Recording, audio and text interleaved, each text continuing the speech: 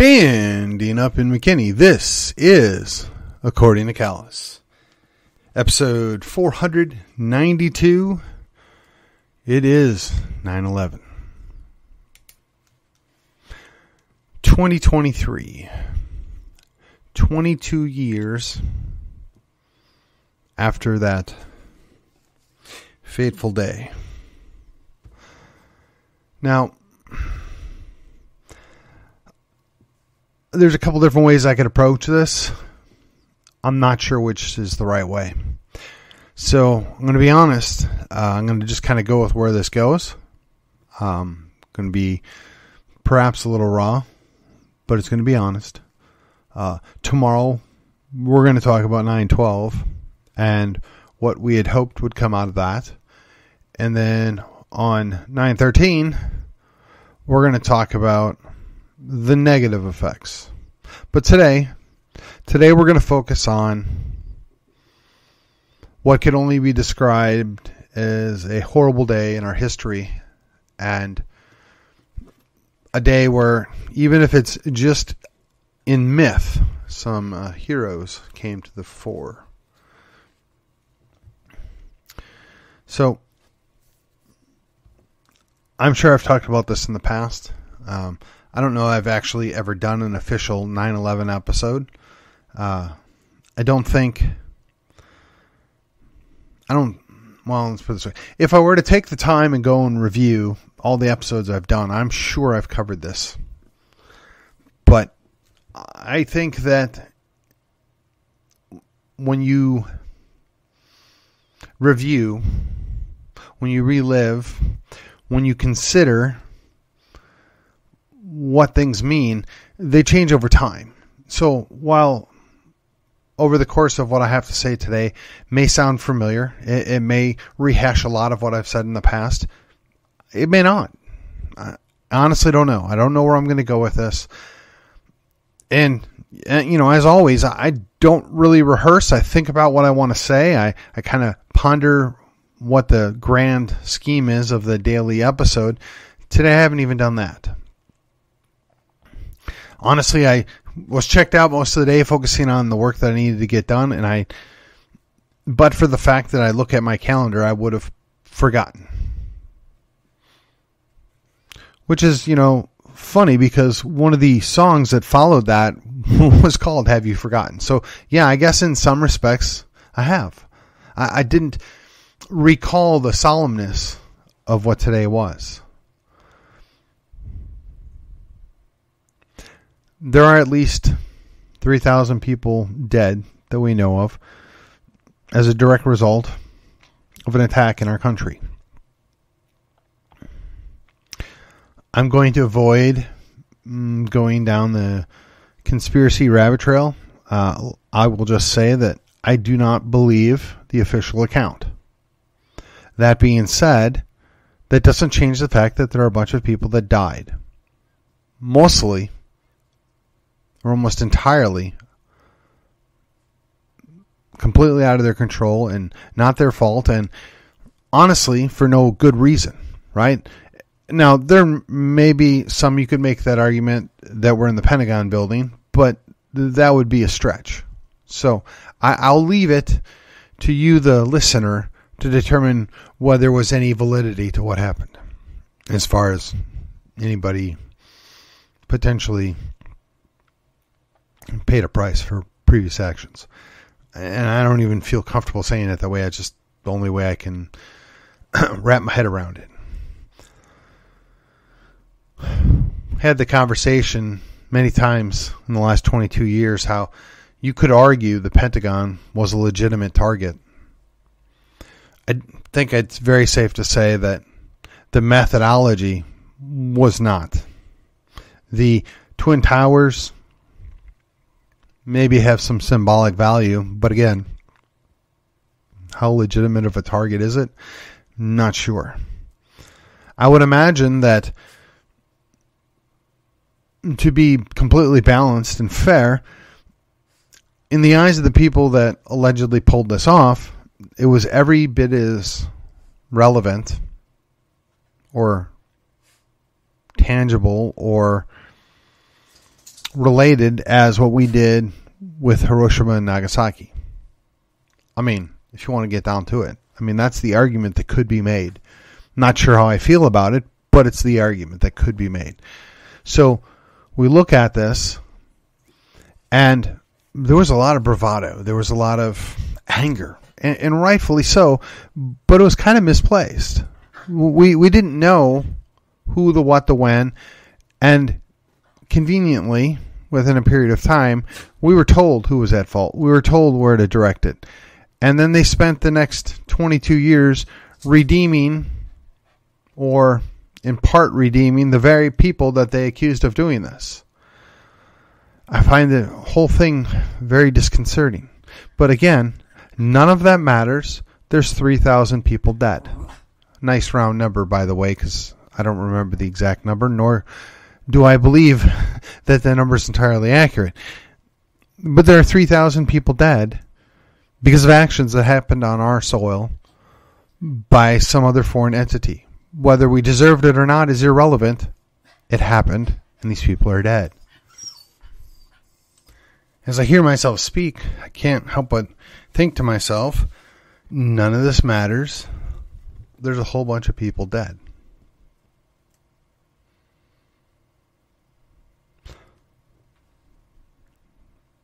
Almost all of them were completely innocent. They gave up their lives. For what? They were an attack of convenience, perhaps. They were retribution for previous actions, though they were caught in the crossfire, perhaps. But it doesn't really matter. Right? We're told that they were all innocent and we needed to get vengeance. I imagine that you could say we did a pretty good job of that. Let me ask you, how many thousands or hundreds of thousands of people have died courtesy of our weaponry and our men, and to a lesser extent our women, who have been all over the Middle East, North Africa, Central Asia since all this began? For what?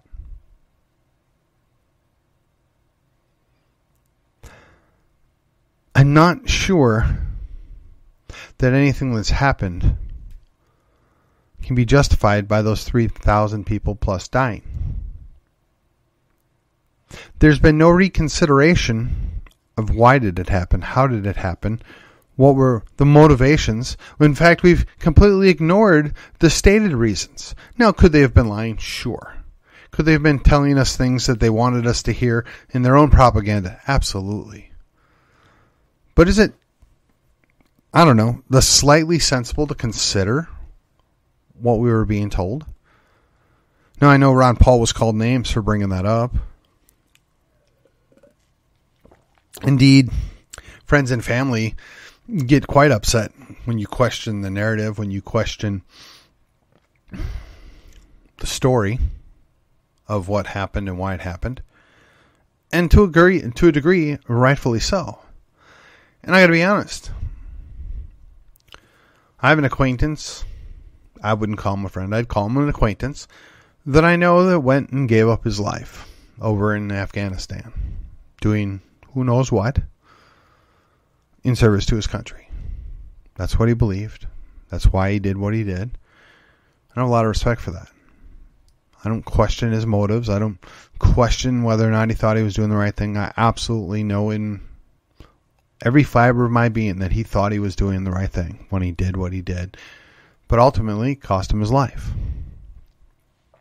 And I'm certain there's potentially hundreds more like him. But then you're thinking to yourself, but there's more than 500 or 600 people that died. Yeah, you're absolutely right. And I wonder how many of them are wondering, why are we doing? What are we doing? What's the point? They were gung-ho when they enlisted. They were gung-ho when they, re-enlisted. They were gung-ho when they came out of retirement or whatever, because they thought they were going to exact retribution. They thought they were going to go stand up for America. They thought they were going to be doing the right thing. These people willingly sacrificed themselves, their time, their money, their bodies, their families to go serve their country. Why? Because there was 3,000 people dead. because they felt like we were attacked and we needed to do something. I'm entirely in agreement and sympathy for that. How else should we have played that? I mean, how else could we look at it other than what it was? Now again, we're going to avoid going down the rabbit trail. We're not going to talk about the questions or the methods or any of that stuff. Just from what we knew, there's 3,000 people dead. What are we going to do about it? And the bravado, the American way, is we go kick some butt, right? We're going to pay you back tenfold. I think it's safe to say we did that. It's safe to say that we did far beyond that.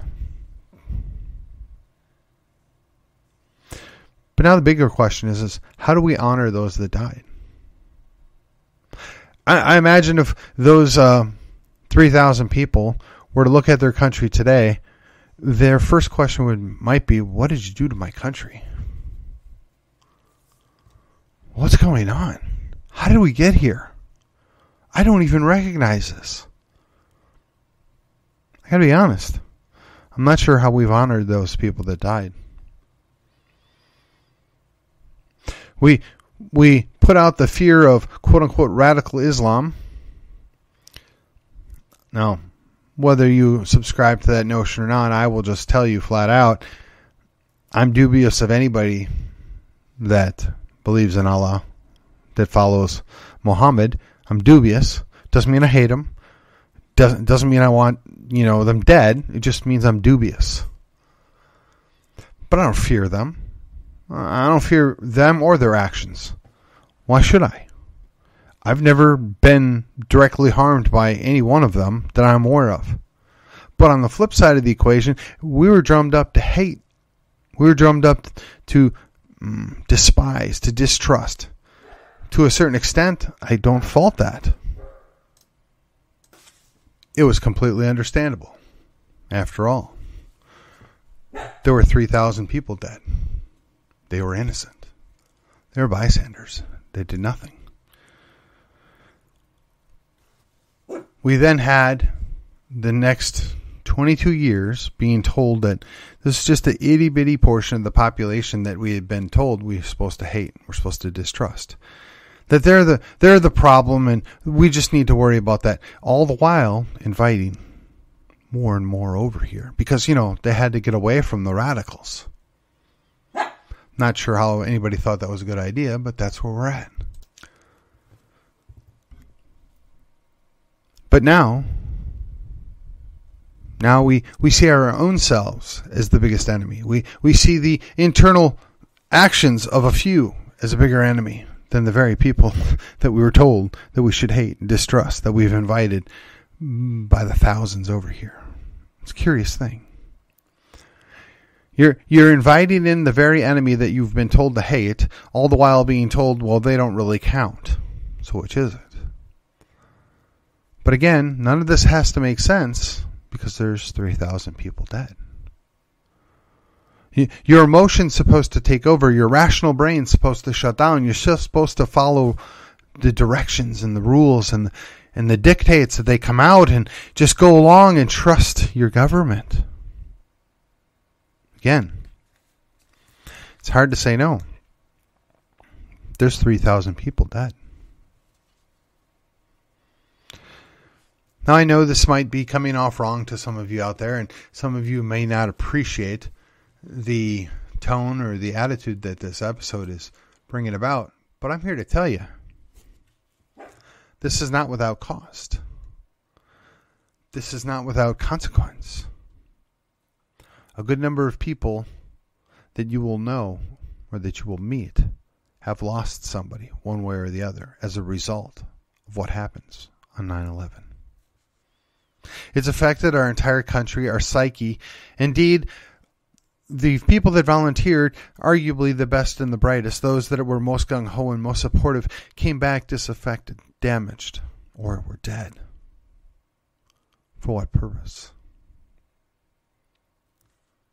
Now, I don't know all the details, nor do I pretend to know, but I'm here to tell you that we trusted and we acted and we followed in lockstep based off of what we were told I'm going to be honest. It was a compelling argument. 3,000 people were dead. How dare you question what's going on? 3,000 people are dead. You know, and 22 years later, I got to say, I pause, I think about it. Yeah, there was over 3,000 people that died that day. Thousands more after that. Potentially hundreds of thousands were the victims of our fighting back. For what? What was really accomplished? Now, it is a solemn occasion. A whole lot of people died, almost all of which were innocent and did nothing to cause their demise. They provoked nobody.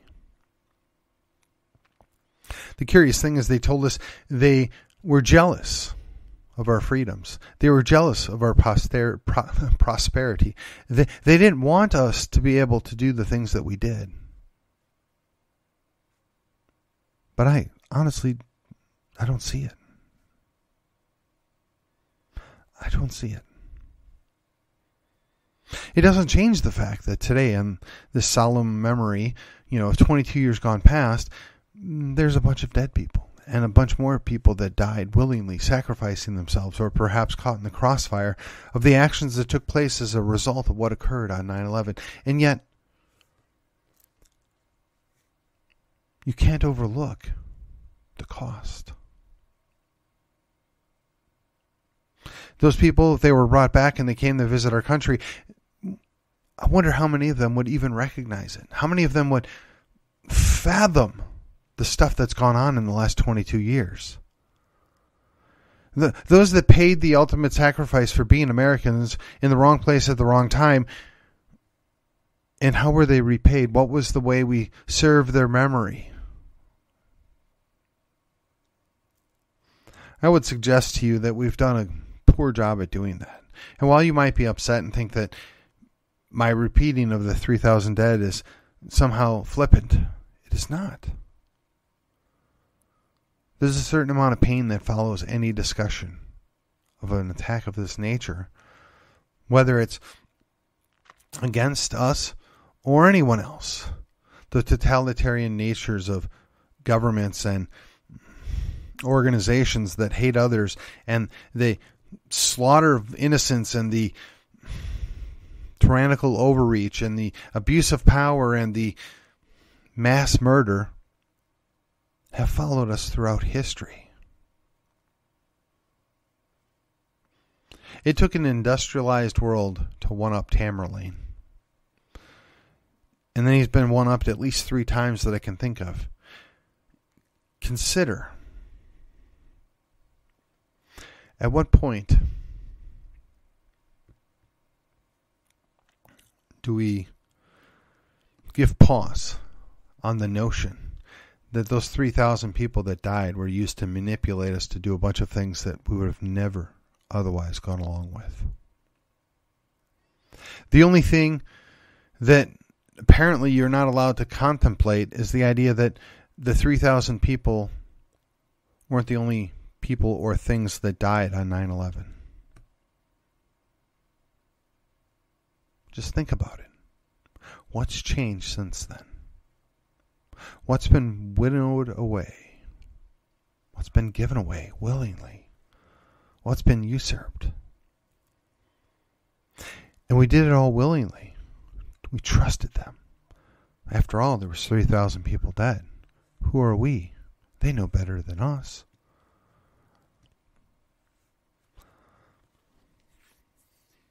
I'm not happy. This is nothing to celebrate. There's nothing to gloat about. There's nothing redeeming about this conversation. But we have to be honest with each other.